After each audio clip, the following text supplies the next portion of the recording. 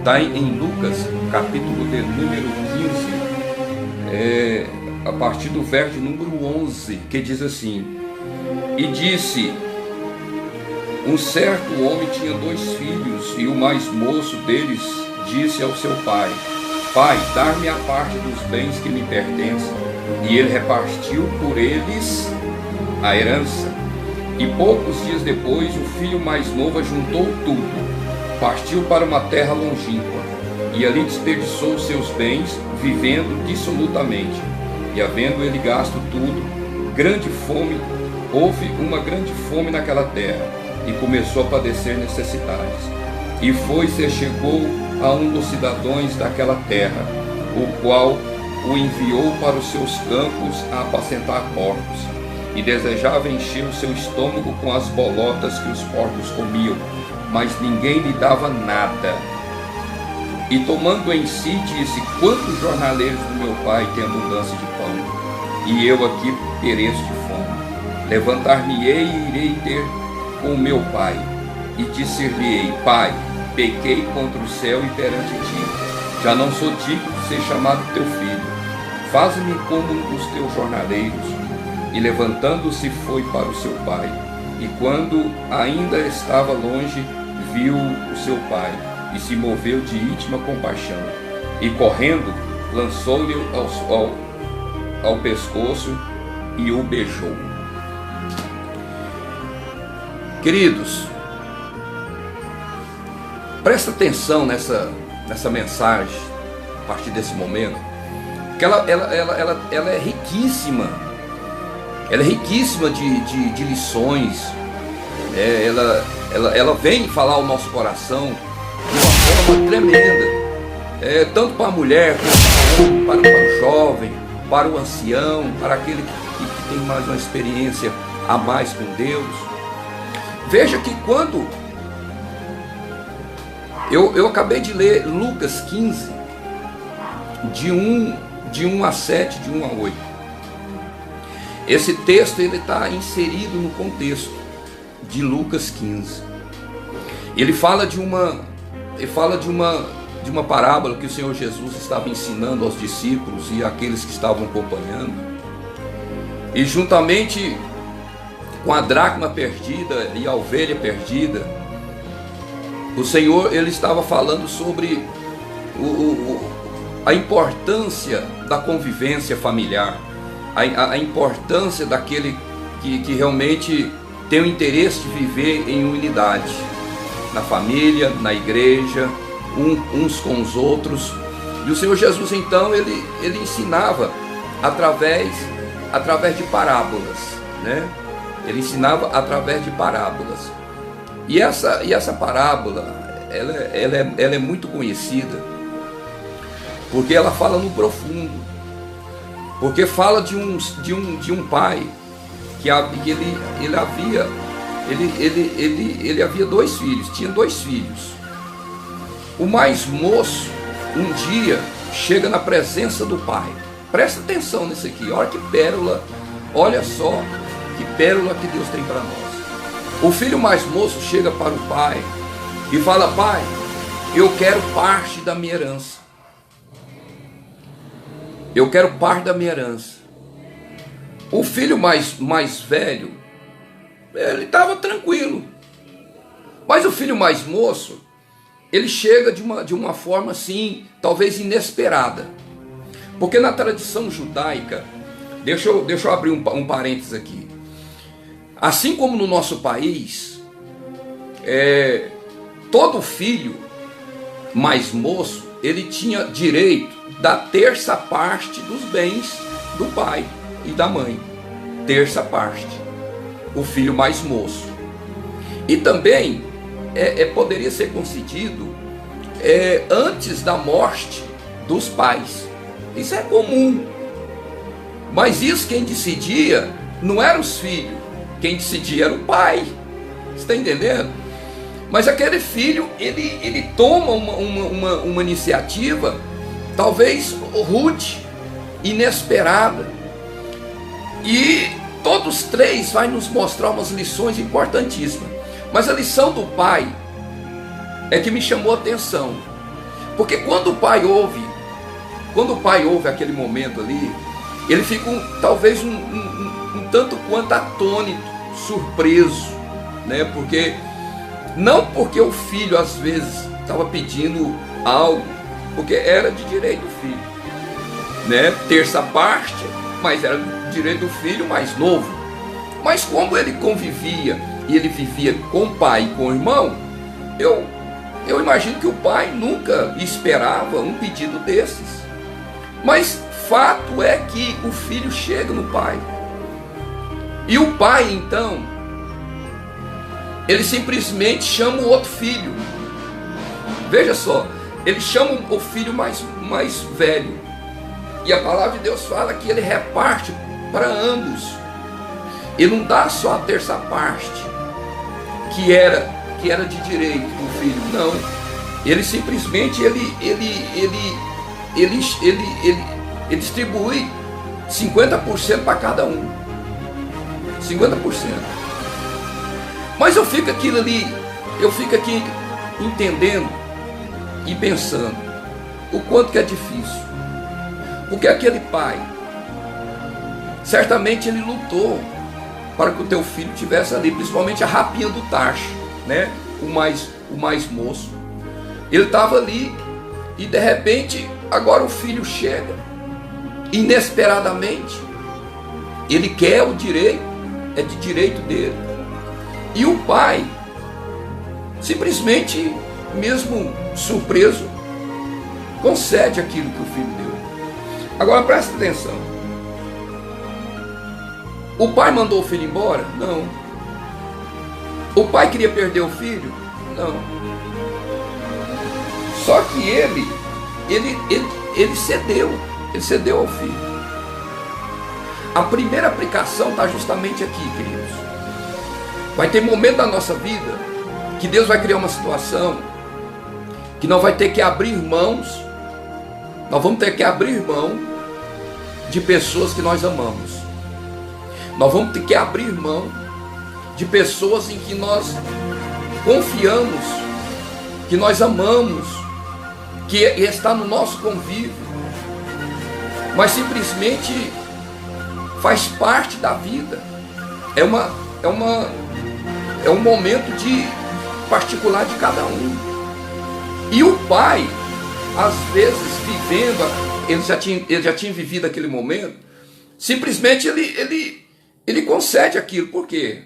Porque o filho agora teria que viver a sua vida. Ele teria que ter as suas experiências. Ele teria que conviver com outras pessoas. Porque tem pais que às vezes é tão pai coruja que chega a ser até ignorante. Queridos, em nome de Jesus, o Senhor nos deu os filhos como herança, é bíblico isso. E nós temos que cuidar deles. Só porque a gente tem que entender que eles têm que ter a sua vida. Você teve a sua vida, você teve a sua chance, por que eles não vão ter a chance deles? Porque tem pessoas que são egoístas, tem pessoas que são radicais, parece que vivem naqueles países comunistas. Querido, o seu filho, a sua filha vai ter que viver as suas experiências, eles vão ter que aprender com o mundo. O mundo está aí justamente para isso. Nós não podemos, nós temos que abrir mão. Vai doer? Vai. É meu filho? É minha filha? É. Mas acontece que o importante é que eu venha fazer não a minha vontade, mas que eu venha deixar Deus trabalhar na vida deles. Eles vão ter que ter um momento com Deus, eles vão ter que conviver com outras pessoas. E aquele pai, talvez amargurado, talvez triste, talvez esperando algo que ele falava, gente, eu não esperava isso do meu filho. Mas ele teve que abrir mão. Ele teve que abrir mão.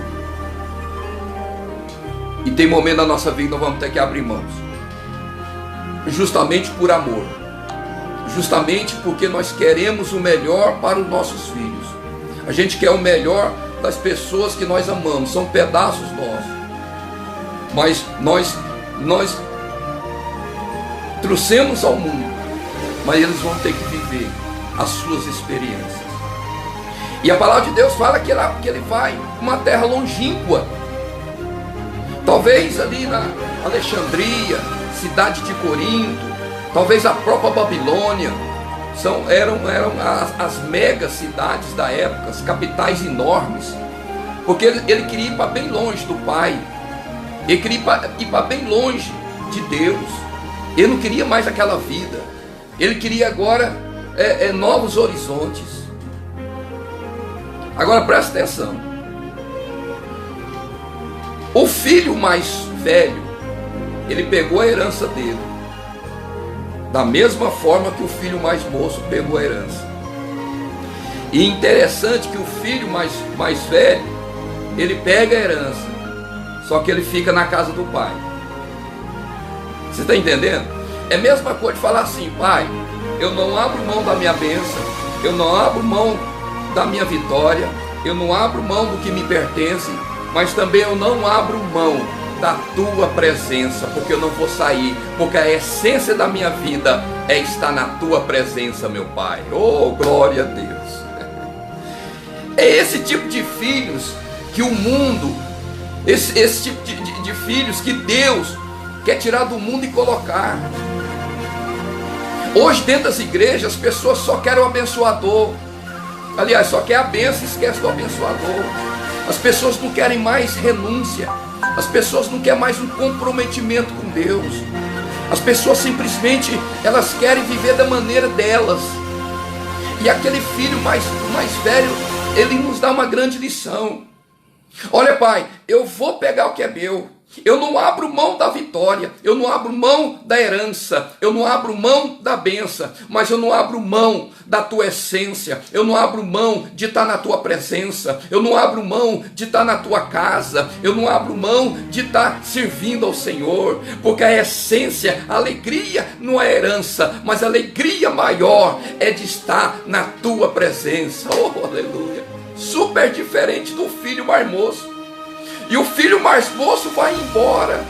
O filho mais moço pega aquilo, ele vende tudo, ele transforma a sua herança e vai embora para uma cidade longínqua, uma cidade que ninguém sabe exatamente aonde era. E ele vai embora e ele começa a viver dissolutamente. Olha uma outra aplicação.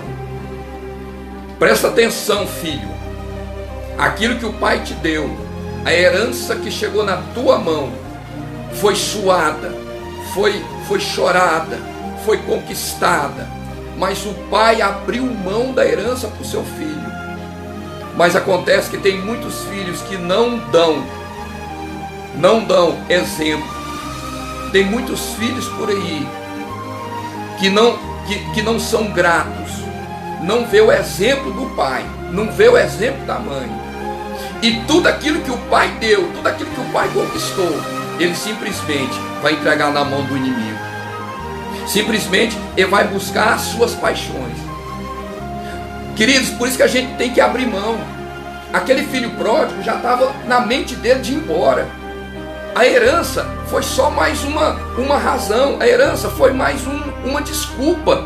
Foi a gota d'água, porque ele já tinha tomado a decisão. O livre-arbítrio das pessoas, olha, cuidado com o livre-arbítrio. Você tem, eu tenho, cada um de nós temos o livre-arbítrio. Mas olha lá esse livre-arbítrio. E quando aquele jovem, ele tirou a autoridade do pai, porque era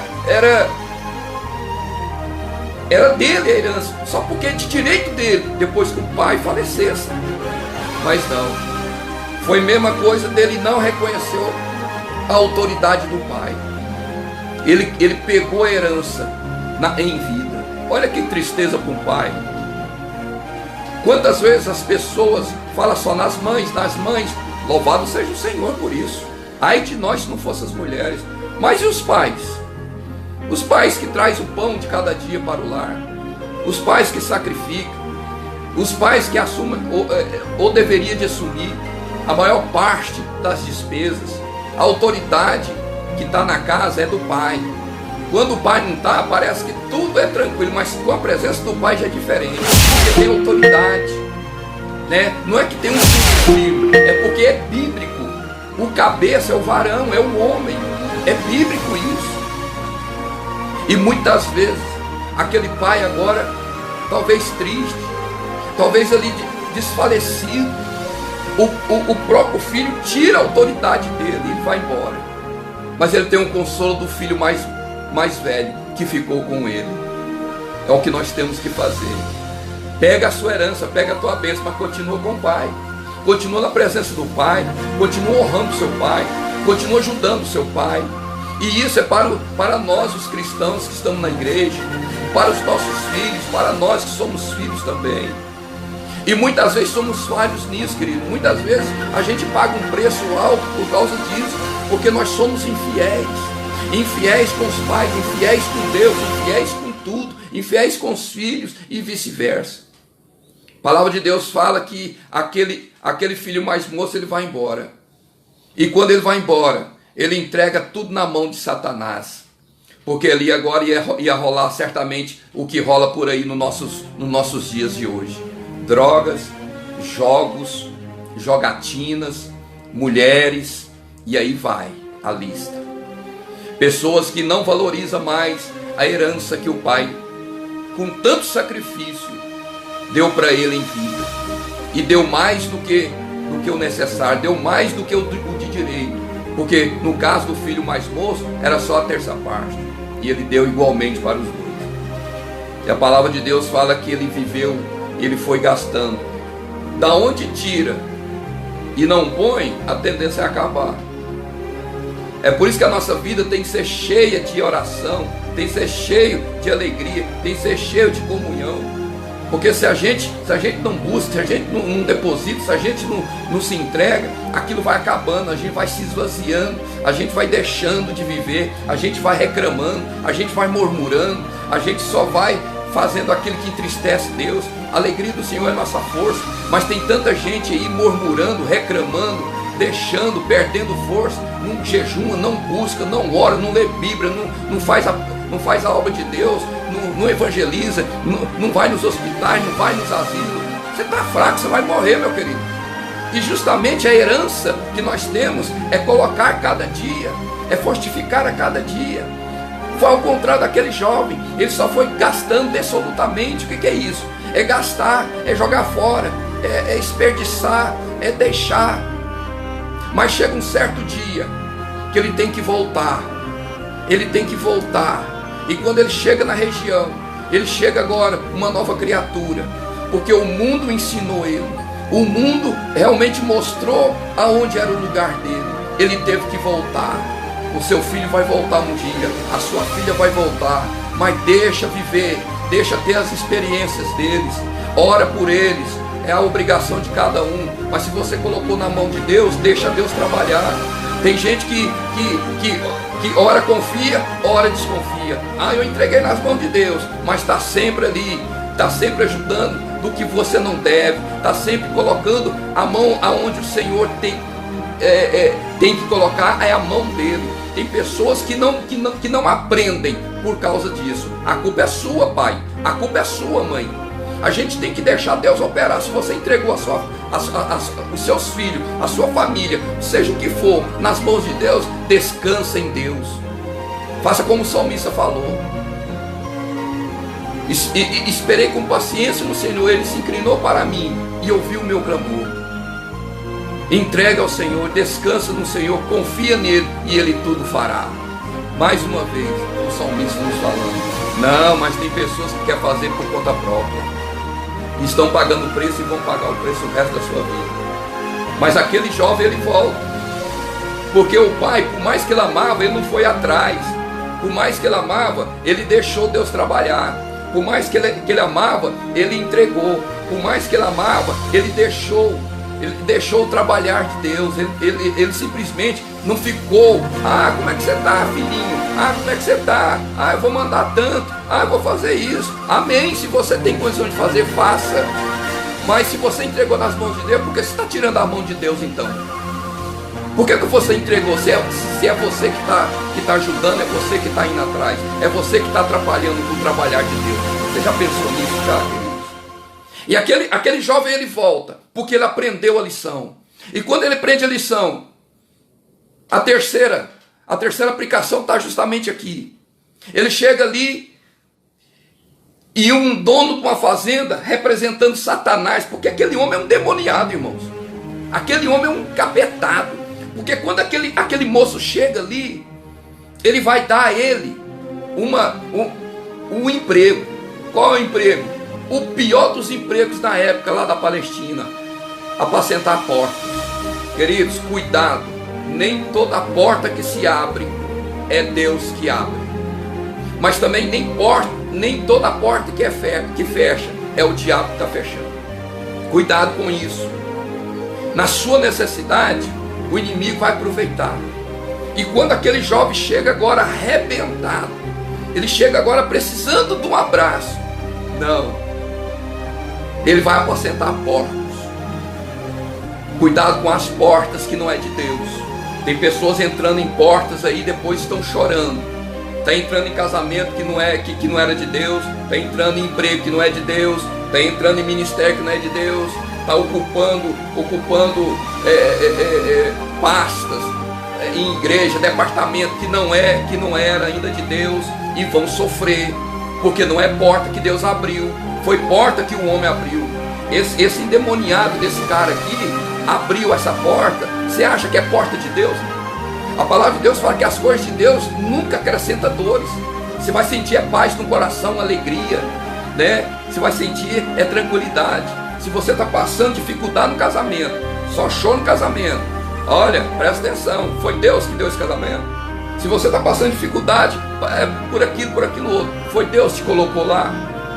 Vamos refletir, queridos. Não podemos passar a mão na cabeça de ninguém mais não. É momento da gente refletir e prestar atenção o que está acontecendo na nossa vida. Aquele moço, o pai deixou Deus tratar com aquele moço. E quando ele chega, a primeira porta que abre, ele entra. E a porta não era de Deus. Porque a palavra de Deus fala assim, que ele não comia nem de manhã e nem de tarde. Chegou até o momento dele ter vontade de comer o que os porcos comiam.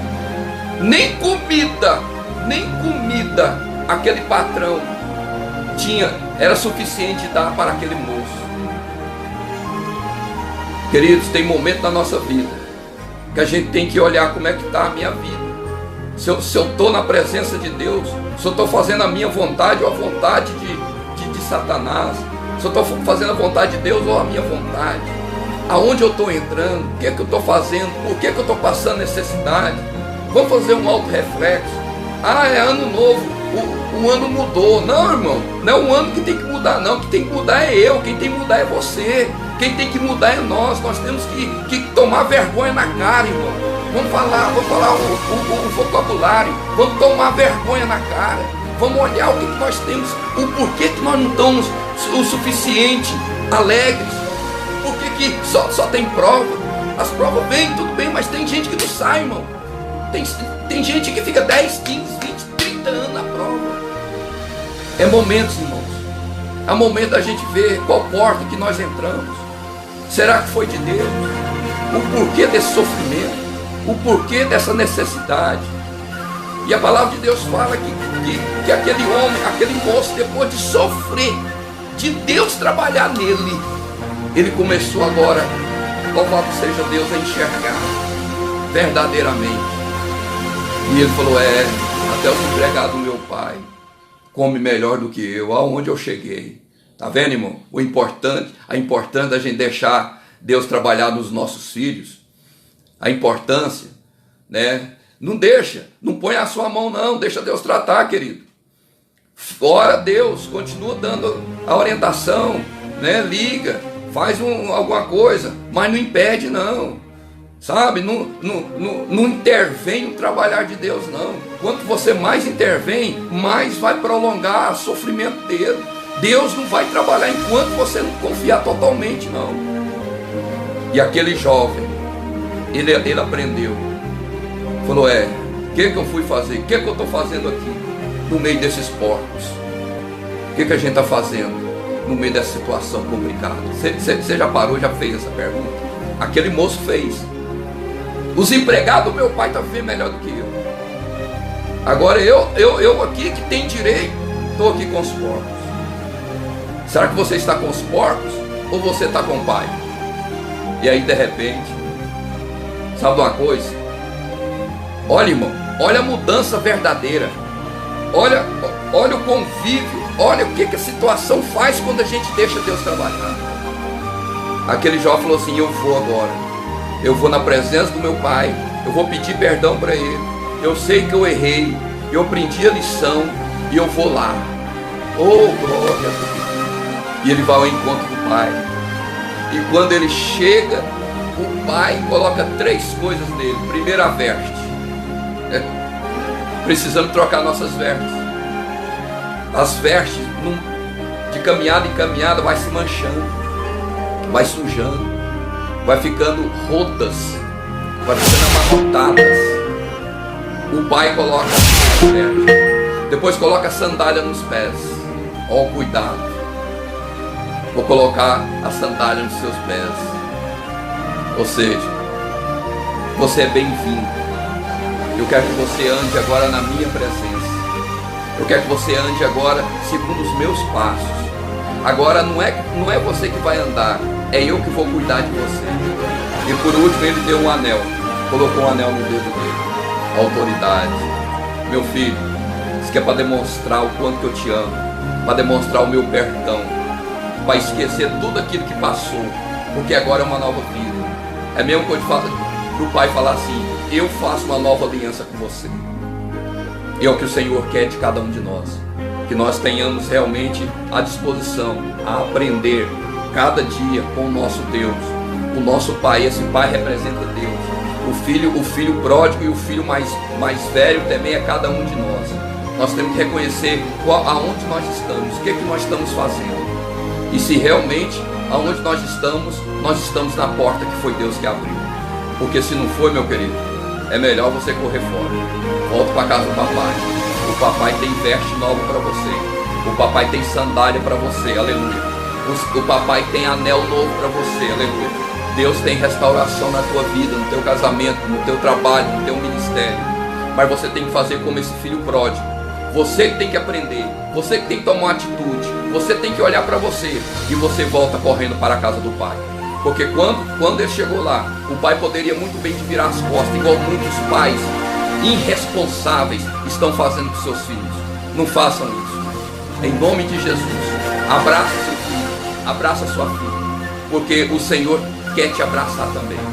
Mas cada um de nós possamos aprender essas ricas lições nesse capítulo de Lucas 15. Deus abençoe a todos. Fica aqui um abraço a todos, que Deus continue fortalecendo vocês, e até quinta-feira, em nome do Senhor Jesus. Operando Deus, quem impedirá? Amém? Fica com Deus.